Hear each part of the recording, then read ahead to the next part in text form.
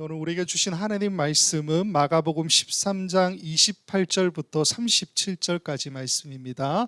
마가복음 13장 28절로 37절까지 말씀, 조금 길긴 하지만 제가 읽어드리도록 하겠습니다. 무화과 나무의 비유를 배우라. 그 가지가 연하여 지고 잎사귀를 내면 여름이 가까운 줄 아나니, 이와 같이 너희가 이런 일이 일어나는 것을 보거든 인자가 가까이 곧 문 앞에 이른 줄 알라. 내가 진실로 너희에게 말하노니 이 세대가 지나가기 전에 이 일이 다 일어나리라. 천지는 없어지겠으나 내 말은 없어지지 아니하리라. 그러나 그날과 그때는 아무도 모르나니 하늘에 있는 천사들도 아들도 모르고 아버지만 아시느니라. 주의하라, 깨어 있으라. 그때가 언제인지 알지 못함이라. 가령 사람이 집을 떠나 타국으로 갈 때에 그 종들에게 권한을 주어 각각 사물을 맡기며 문지기에게 깨어 있으라 명함과 같으니, 그러므로 깨어 있으라. 집주인이 언제 올는지, 혹 저물 때 일는지, 밤중 일는지, 다굴 때 일는지, 새벽 일는지 너희가 알지 못함이라. 그가 호련히 와서 너희가 자는 것을 보지 않도록 하라. 깨어 있으라. 내가 너희에게 하는 이 말은 모든 사람에게 하는 말이니라 하시니라. 아멘.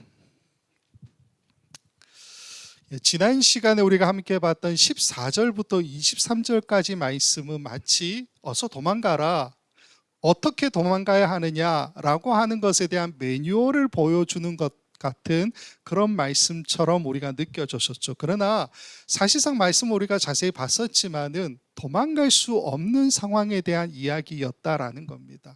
앉아서 그저 당할 수밖에 없는 처절한 종말에 대한 상황을 그려놓고 있는 말씀이었다라는 거죠.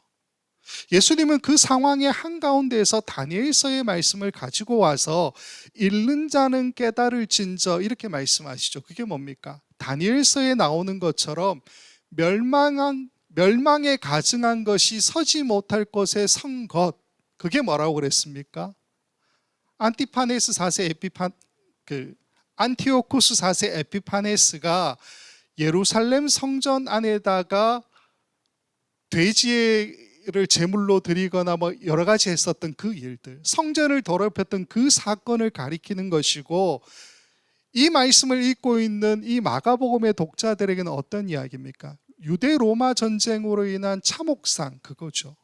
그게 곧 그들 앞에 펼쳐지게 되는 멸망에 가증한 것이 서지 못할 곳에 서게 된 사건이다라는 이야기를 해주셨다라는 겁니다. 그러면서 그 뒤를 이어 어떤 이야기가 나오느냐, 그 멸망의 때에 어떻게 대처해야 되느냐라는 말씀을 하시면서 산으로 도망하고 지붕 위에 내려오지 말고 집에 다시 들어가지 말고 뒤로 돌이켜서 돌아오지 마라, 그런 말씀들을 하시죠. 근데 이런 이야기들이 모두 다 어떤 말씀이라고 그랬습니까?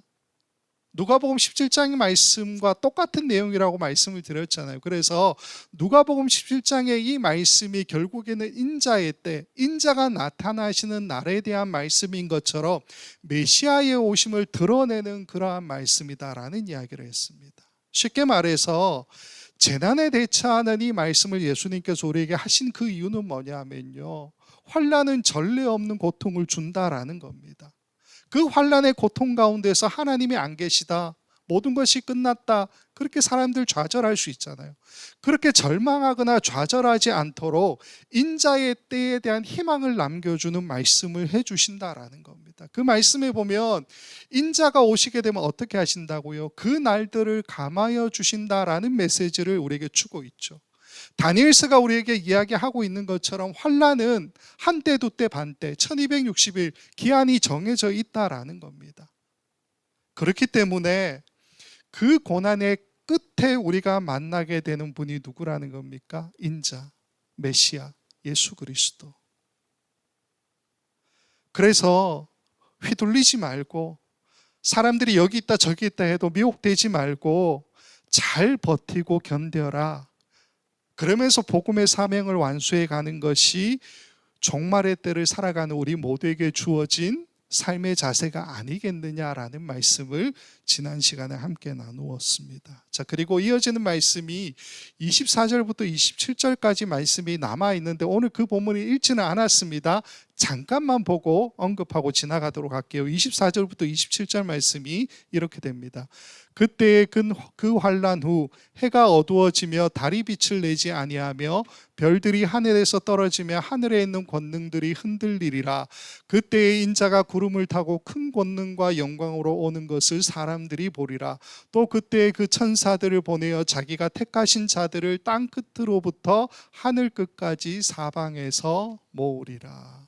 자, 우리가 이 말씀을 보면 요한계시록에 표현되어 있는 이야기가 여기에서도 동일하게 표현되어져 있다. 근데 이게 예수님의 말씀이니까 정말로 이렇게 이루어질 거야, 이런 이야기를 하는 것처럼 보일 수가 있죠. 근데 24절과 25절, 그때의 그 환난 후 해가 어두워지며 달이 빛을 내지 아니하며 별들이 하늘에서 떨어지며 하늘에 있는 권능들이 흔들리리라 라고 하는 예수님께서 하신 이 말씀은 실제로는 이사야서 13장 10절을 인용하신 거예요. 이사야서 13장 10절 이렇게 되어 있습니다. 하늘의 별들과 별무리가 그 빛을 내지 아니하며 해가 돋아도 어두우며 달이 그 빛을 비추지 아니할 것이로다. 이사야서 말씀은요, 이 본문은 실제적으로 바벨론이 멸망할 것에 대한 하나님의 메시지이거든요. 바벨론이 어떤 나라입니까? 성경을 보면 바벨론은 유대를 멸망시켰잖아요. 남유다를. 그렇기 때문에 남유다를 멸망시킨 바벨론을 우리는 악의 화신 그렇게 생각할 수 있잖아요. 그런데 성경에 보면 그렇게 기록되지 않습니다. 느부갓네살 왕을 어떻게 표현하느냐, 하나님께서 하나님의 심판의 도구로 사용하는 내 종이라는 표현을 하고 있는 것을 보게 되거든요. 예레미야 25장 9절 말씀 볼게요. 보라, 내가 북쪽 모든 종족과 내 종 바벨론의 왕 느부갓네살을 불러다가 이 땅과 그 주민과 사방 모든 나라를 쳐서 진멸하여 그들을 놀램과 비웃음거리가 되게 하며 땅으로 영원한 폐허가 되게 할 것이라. 여호와의 말씀. 자, 이 말씀을 보게 되면 분명하게 바벨론의 왕 느부갓네살을 뭐라고 표현합니까? 내 종, 이렇게 표현하고 있죠.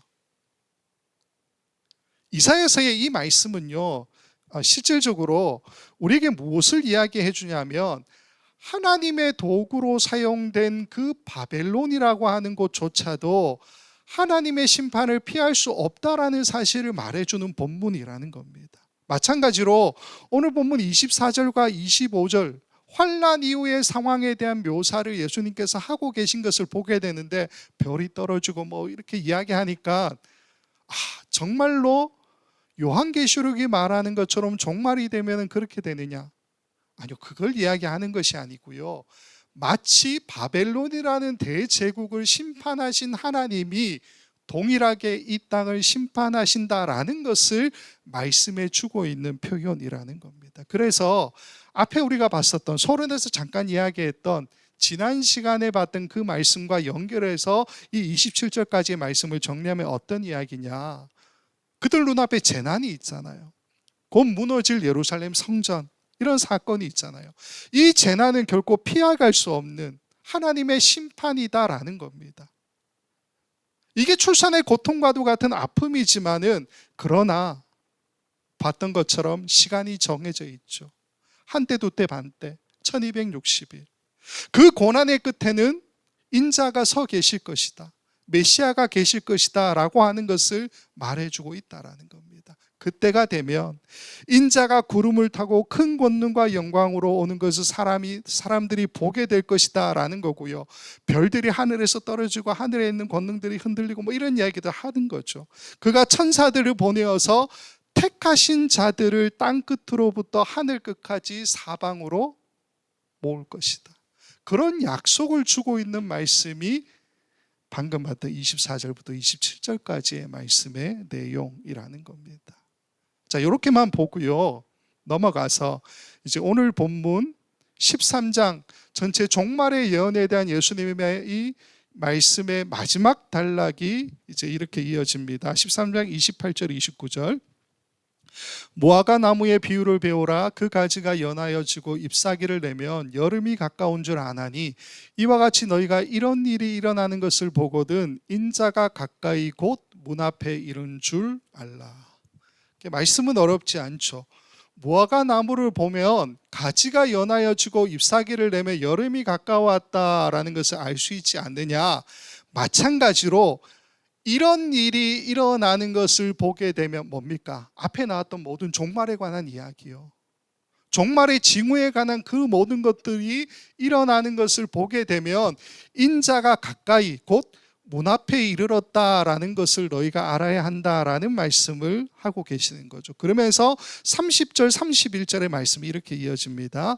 내가 진실로 너에게 말하노니 이 세대가 지나가기 전에 이 일이 다 일어나리라. 천지는 없어지겠으나 내 말은 없어지지 아니하리라. 여기서 중요한 한 단어가 있는데 그게 뭐냐면 이 세대라고 하는 말입니다. 헤게네아 하오테. 그러니까 세 개의 단어로 좀 구성이 되어 있다고 보면 되는데 헤게네아 하오테, 요 이 세대라는 것을 스웨덴 신학자인 레베스탐이라는 분이 있는데 그분이 요거를 창세기 7장에 있는 노아의 홍수 사건을 가져다가 풀어냅니다. 어떻게 풀어내느냐? 창세기 7장에 나오는 노아의 방주 이야기에도 이 세대라는 표현이 있어요. 7장 1절 말씀 보면 이렇게 되어 있습니다. 여호와께서 노아에게 이르시되 너와 내 온 집은 방주로 들어가라. 이 세대에서 내가 내 앞에 의로움을 내가 보았음이니라. 자, 여기 보시면요, 여기 나오는 이 세대라고 하는 것은 무엇을 의미하는 것처럼 보입니까? 노아가 살고 있는 세대, 같은 세대죠.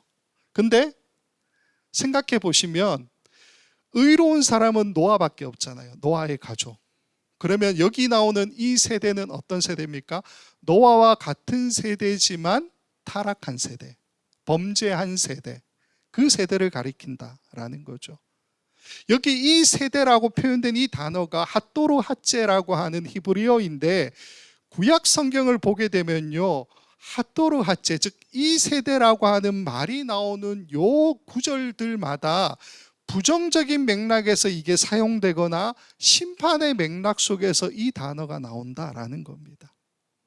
무슨 말이냐면요, 아까 설명을 드렸던 것처럼 이 세대가 노아의 동시대 사람을 가리키는 거지만 여기에 사용된 핫도르 핫제라고 하는 이 단어는 동시대 사람들을 가리키는 단순한 뜻이 아니고요, 하나님을 거역하거나 불신앙에 빠진 사람들을 가리키는 도덕적인 신학적인 표현 방법이라는 겁니다. 구약의 홍수 세대, 지금 이야기잖아요. 광야 세대, 이렇게 표현할 때에 하나님의 결정적인 구원 행위가 그들에게 있었죠. 그럼에도 불구하고 그것에 대해서 불신앙으로 반응했던 자들이 있지 않습니까? 그 사람들을 가리키는 그 단어가 바로 핫도르 핫제, 이 세대라는 단어라는 겁니다. 그래서 이 세대라고 하는 이 단어가 쓰인 곳의 용법들을 보게 되면요, 어떻게 되느냐?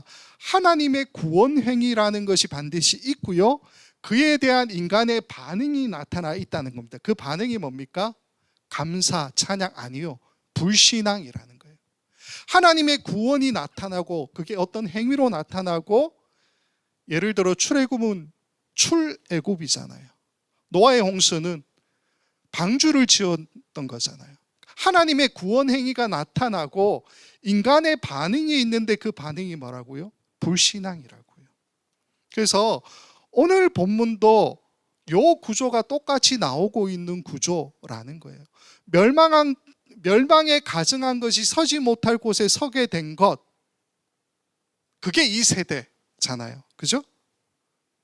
근데 예수님은 이 세대가 지나가기 전에 이 일이 다 일어날, 무슨 말입니까? 종말론적인 구원자로 예수님이 이 땅에 오신다라는 메시지를 던져주고 있는 내용이 전체 23장의 내용이잖아요.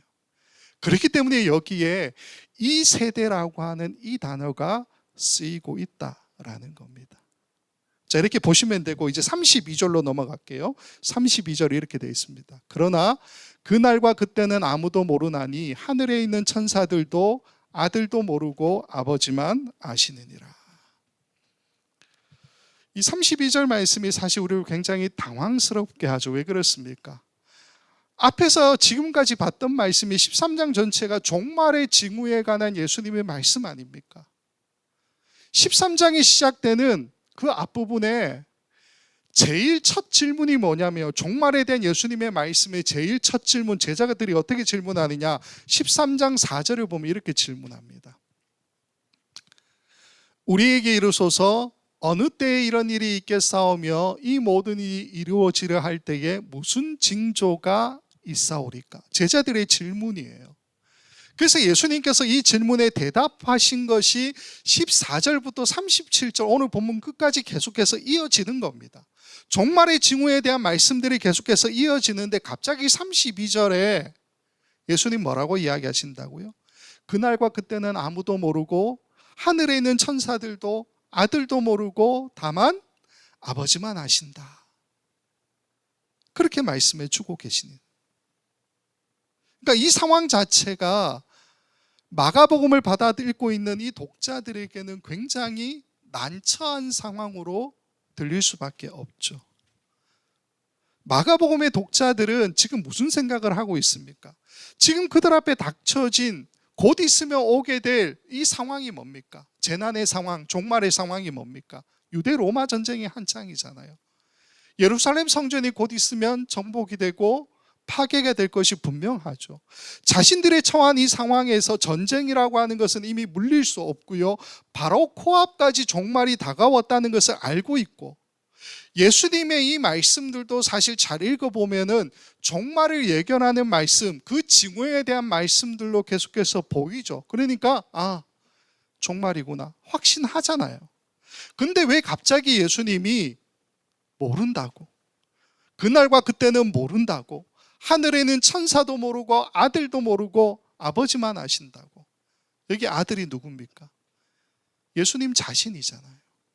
왜 이런 말씀을 하셨느냐라는 거죠.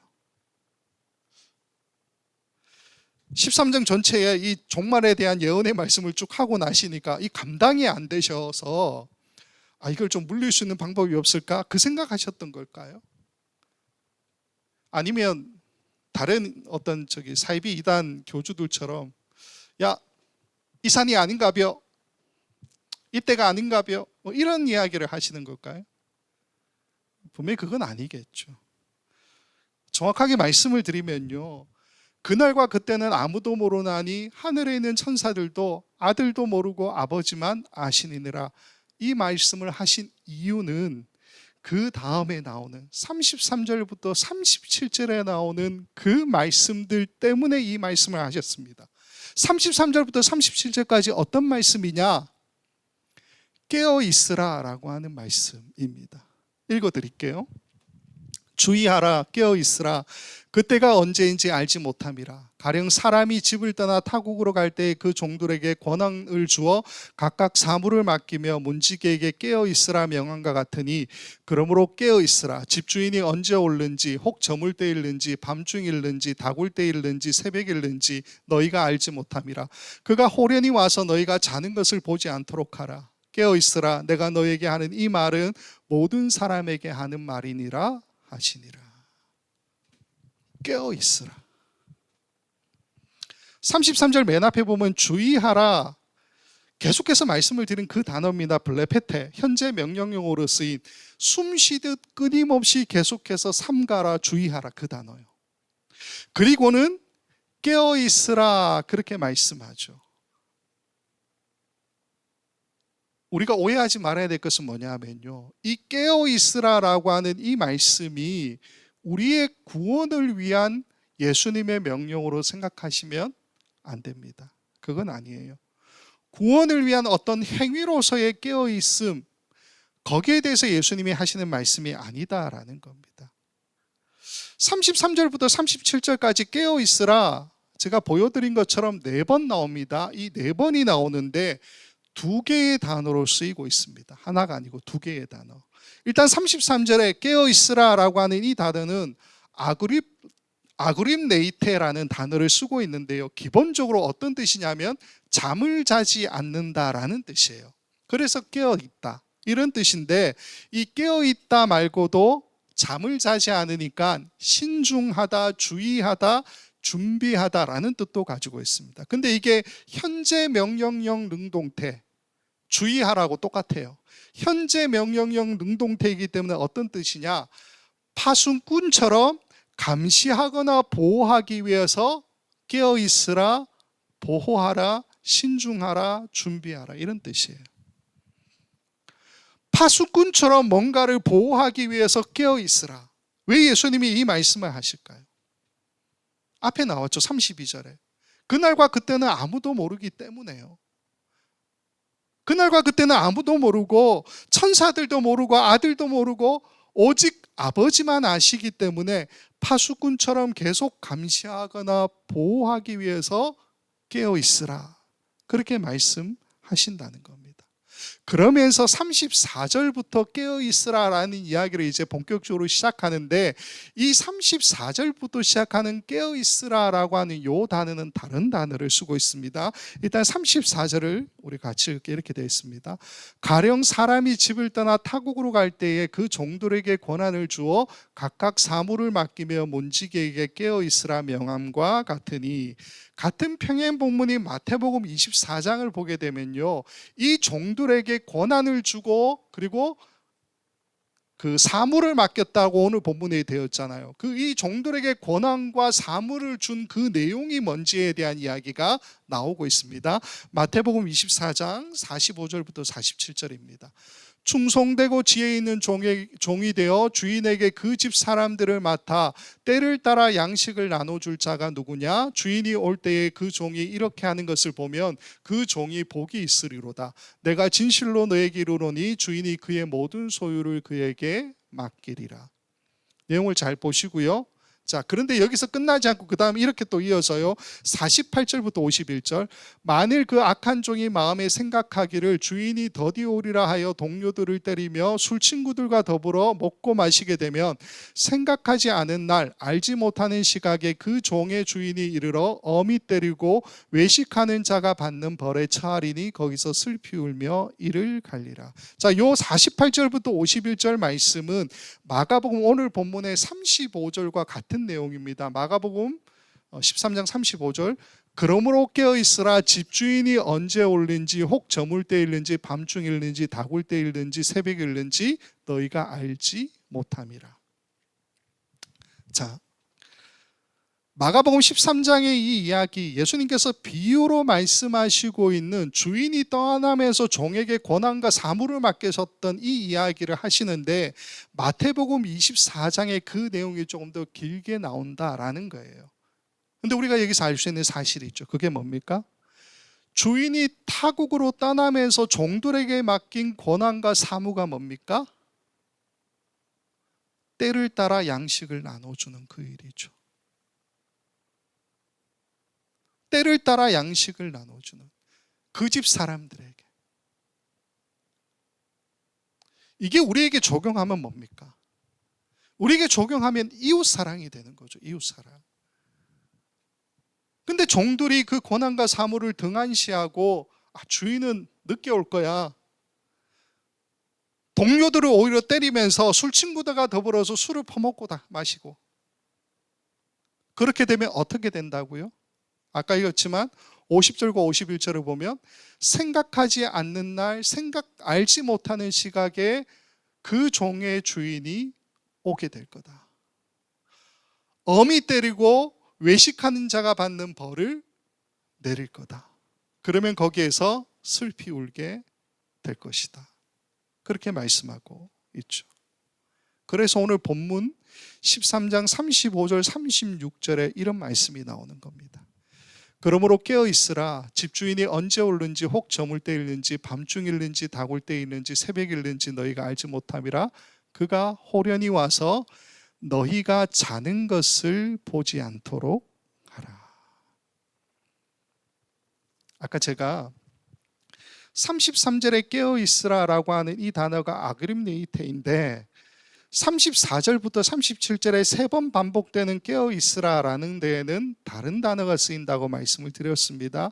그레고레이테라는 단어가 쓰이고 있는데요. 두 단어의 차이를 굳이 설명하려면 이렇게 설명할 수 있습니다. 아그림네이테는 일상에서 파수꾼이 밤새도록 지키는 것, 밤새 무언가를 보호하고 지키기 위해서 깨어있는 것, 그것을 가리킨다고 보면 그레고레이테라고 하는 이 단어는 어떤 뜻이냐면 좀 더 종말론적인 준비 상태를 유지하라라는 의미를 가지고 있어요. 그 무슨 말이냐면 좀 더 간절하게 정신 차려서 긴장하면서 방심하지 말고 깨어있으라. 왜요? 종말이니까요. 곧 있으면 전쟁이 터지니까요. 종말이 코앞에 이르렀기 때문에 그레고레이테 깨어있으라 라고 말씀하고 계시다라는 거예요. 근데 36절을 보면요, 이 깨어있으라 그레고레이테하고 반대되는 단어가 나옵니다. 그 단어가 뭐냐면 자는 것이라고 나오는 단어입니다. 자는 것. 카두돈타스라는 단어인데 원형이 카두도입니다. 카두도. 제가 발음이 안 돼서 카두도. 이 단어인데 잠들다, 잠에 빠지다 이런 뜻도 있지만은 은유적으로 어떤 뜻을 가지고 있냐면 게을러서 죄를 짓다 이런 뜻도 가지고 있어요. 게을러서 죄를 짓다. 자, 이렇게 보시면 36절에 우리가 어떻게 해석할 수 있습니까? 그가 호련히 와서 너희가 자는 것을 보지 않도록 하라. 아니요. 그게 아니고 그가 호련히 와서 너희가 게을러서 죄를 짓는 것을 보지 않도록 하라라는 말씀으로 우리에게 다가온다라는 겁니다. 이 카듀도, 잔다라고 표현하는 이 단어가 여기 말고 또 나와요. 마가복음에 어디 나오느냐? 14장에 나옵니다.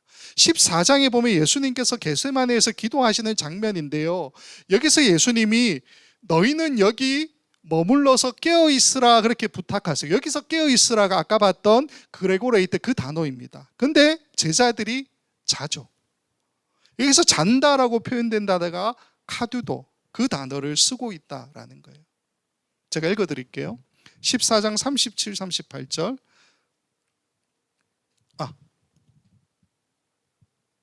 그러니까 조금 이따 읽을게요. 죄송합니다. 예.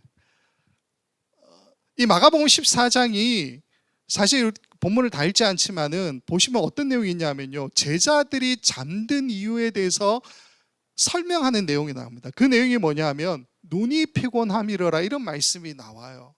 그러나 예수님 기도하시다가 3번 오시잖아요. 3번 부탁하세요. 제자들에게 자지 말고 나와 함께 깨어서 기도해 달라고. 근데 제자들이 잠들어 있죠. 3번이나 이것을 반복하시는데 잠들어 있는 제자들의 그 모습을 우리가 생각하면 또 다른 해석의 여지를 우리에게 고민하게 하는 것 아니겠습니까? 단순하게 그들이 피곤해서 잠이 들었다라는 것이 아니라 게을러서 죄를 짓고 있었다라고 해석할 수도 있지 않느냐라는 겁니다. 자, 그러면 이 마가복음 14장에 나오는 이 말씀, 지금 읽으려고 하는 14장 37절 38절 말씀이 이해가 돼요. 제가 갈로로 넣어놨는데 이렇게 됩니다. 돌아와서 제자들이 자는 것을 보시고 베드로에게 말씀하시되 시몬아 자느냐? 아니요. 게을러서 죄를 짓고 있느냐? 네가 1시간도 깨어 있을 수 없더냐? 시험에 들지 않게 깨어 있어 기도하라. 마음에는 원이 노되 육신이 약하도다 하시고, 시험에 들지 않게 깨어 있어 기도하라라고 하신 그 말씀이 자는 것을 억지로 기도하면서 깨라는 얘기가 아니고요, 카두도라는 이 단어 자체가 게을러서 죄를 짓는 것에 대한 이야기를 해주고 있다는 거예요. 거기에 빠지지 말라고 그 말씀을 해준다라는 겁니다. 자, 그러면서 오늘 보면 이제 마가복음 13장 37절 마지막에 이렇게 나오죠. 깨어 있으라. 내가 너에게 하는 이 말은 모든 사람에게 하는 말이니라 하시니라. 쉽게 말씀을 드리면요, 깨어 있어야 하는 것에 제외되는 여러가 있는 사람은 아무도 없다라는 이야기를 해주고 계시죠. 세상 모든 사람, 여기서 말하는 세상 모든 사람은 예수 믿고 따르는 사람, 예수님의 제자, 예수님의 제자라면 반드시 깨어 있어야 한다. 그 의무로부터 자유로울 수 없다. 그 말씀을 하고 모든 사람에게 해당되는 말씀이다라는 이야기를 해주고 있죠. 이게 내 제자만이 아니고요. 12제자만이 아니고요. 마가복음의 독자들에게만이 아니고요. 종말의 시대를 살아가는 우리 모두에게도 해당이 되는 말씀이라는 겁니다. 자, 본문은 다 살펴봤습니다. 말씀을 좀 정리할게요. 오늘 본문에서 예수님이 왜 계속해서 숨 쉬듯이 깨어 있으라 깨어 있으라라고 계속해서 명령하고 계실까요? 이게 예수님께서 우리를 감시하고 계시다가 잠든 순간을 딱 포착하시고는 너 잤어. 여기가 해병대 훈련소가 아니잖아요. 해병대 훈련소는 뭐 3박 4일인가 자지 않고 계속 버텨야 된다는데 그 훈련소가 아니에요, 여러분. 예수님께서 우리가 자는 것을 포착해서 벌을 주시려고 하는 의도 때문에 그렇게 하시는 것이 아니다라는 겁니다. 사실 이 말씀은 우리를 초대하는 사랑의 초대의 말씀이라는 겁니다. 왜냐하면 27절 우리가 봤었지만 인자가 오실 때에 하시는 일이 뭐라고 되어 있습니까? 27절을 보게 되면 자기가 택하신 자들 땅 끝으로부터 하늘 끝까지 사방에서 모은다라고 말씀하고 계시잖아요. 즉 우리의 그 종말은 심판과 멸망을 의미하는 것이 아니고요, 영원한 구원과 믿는 사람들을 모으시는 잔치의 자리로 그렇게 예수님께서 표현해 주고 계시다라는 겁니다.